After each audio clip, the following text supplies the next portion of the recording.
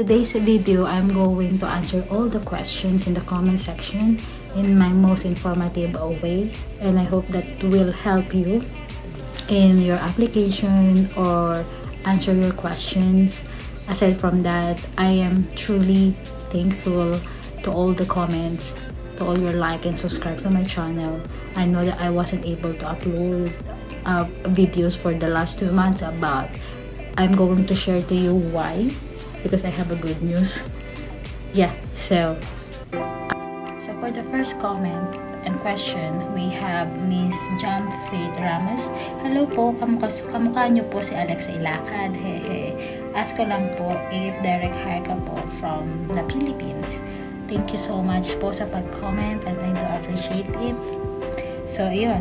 I'm not direct hired from the Philippines. I'm direct hired from the Middle East, Saudi Arabia.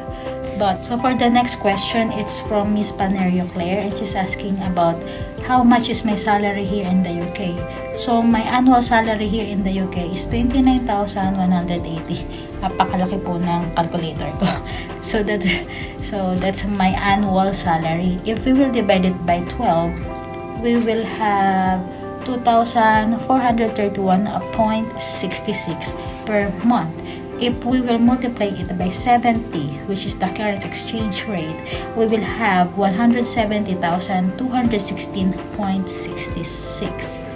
So this is your monthly salary, but be aware that this amount is not yet your take home, because you need to pay your payee, or you pay as you earn tax, your national insurance, as well as your NHS pension. It depends what band are you. If you are band of 5, and they have this certain amount of how much percentage they will deduct. On my case, they're deducting 9.8% from my salary. On the top of that, we need to pay, of course, our lodging, our accommodation. This topic is kind of complex, and there's a lot of things I want to discuss. So I will make a different video about this, but yep, I gave you an overview. So if it's just about the salary, it's just 29,180 per annum. Now, for the next video, sana nakatulong po yung information na yan, but I will make a separate video about the salary ng RadTech dito sa UK.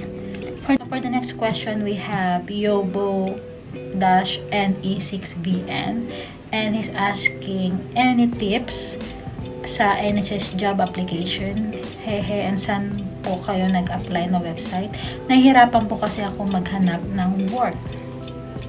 I do understand your situation and how you feel about it. It's because I've been there, and to be honest, it takes a lot of patience and sipag sa pag-a-apply. I swear, yun talaga ang ang key. So for the NHS jobs, I always recommend to create an account in LinkedIn and Indeed. It's because yung job ko today, nahanap ko siya sa LinkedIn. And there's a lot of agency na naghahanap ng radiographer na doon sila nagpo-post. So, I do encourage you guys to create an account in those websites. Aside from that, you can also check the local website in the Philippines, which is the workabroad.com.ph. Search for a radiographer jobs in the UK. So sometimes they also post there kasi may mga local agency na doon sila nagpo-post. Meron akong isang interview na doon ko siya nahanap. So I highly also recommend to create an account in workabroad.com.ph. In addition to that, you can also check nhsjobs.com and the trackjobs.com.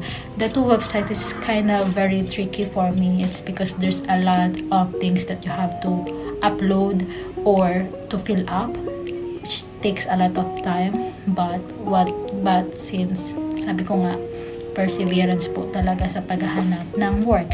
And another tip, most of the agency kasi parang para sa akin, napansin ko lang, they have this season wherein they're hiring radiographers. So it's not always like in 1 year they're always hiring radiographers. Based on my experience, it's always like from per months, like from September to December. That's the time that most of the agencies looking for a radiographer to work here in the UK. They always show up during bare months. Yun yung napansin ko. It's because when I applied, I started applying like around early July, and there's nothing there actually. Like parang sabi ko, I wasn't able to get anything, and that parang na-lose na yung hope ko dun. That's why nung parang nag-September siya, ganon, bigla naglabasan yung mga work na radiographer. There are internationally recruiting radiographers here in the UK. So yeah, since malapit na mag-bare months, I hope na makahanap po kayo ng work. But yun, and always update your CV kung ano yung ginagawa mo ngayon na dun sa workplace mo and during the waiting game. Tapos meron ka pa ulit na narotahan or napuntahan na ibang department like the CTMRI, I would highly recommend to update your CV. Also, check in health in Facebook or in their websites. I heard that InHealth is hiring a lot of Filipino radiographers, especially if you have CTMRI experience. Ayun, I hope makahanap ka na ng trabaho dito sa UK, and see you soon, hopefully. Thank you for commenting. So, our next comment is from Miss Lisa. Hello, Miss. Tanong ko lang, ilang months ka naghintay na application mo sa NHS? Registered HCPC na rin ako. Thank you. Hello, Miss Lisa. Thank you for the comment po. So, naghintay po ako siguro mga less than 2 months po. Or, yeah, less than 2 months. Kasi na-registered po ako last September 2022 and I got hired around second week of December. More or less. So, tulad nga po nung nasabi ko dun sa unang question po is that I highly recommend na mag-apply at mag-apply pa rin po talaga kayo. Mag-send lang po mag-send kayo ng CV sa mga nakikita nyong opening na work as a radiographer. Aside from that, I can mention based on my base po sa observation ko, most of the agencies, I guess they usually hire radiographer during bare months. Yun lang po yung napansin ko kasi I was in the same situation last year, though I still don't have my ACPC at that time, but I started to look for a job already since I already have my IELTS and everything. So I was taking my time to look for a job already without the ACPC kung mag-on progress pa. And parang June, July, they're not really hiring radiographers. But when September bare month comes, ang daming for interview na ako na trabaho as a radiographer here in the UK. So, nagsisend na sila ng email na nag-open na sila ng interviews, and kung willing ka mag-work sa ganitong lugar and everything. So, patience lang po talaga and just keep on applying. Thank you po for the comment. So, for the next question, we have Anne Morancil. Thanks for this po. How much po in approximation ng mga nagastos nyo? Hello, Ma'am Anne. Thank you for the comment. So, Miss Anne is asking how much is the total amount or the approximate amount of the money that I spent to get here in the UK. So, since I process everything from Saudi Arabia, I have to tell you in Saudi Riyals. I actually have a notes for that and I just check it now. It's actually around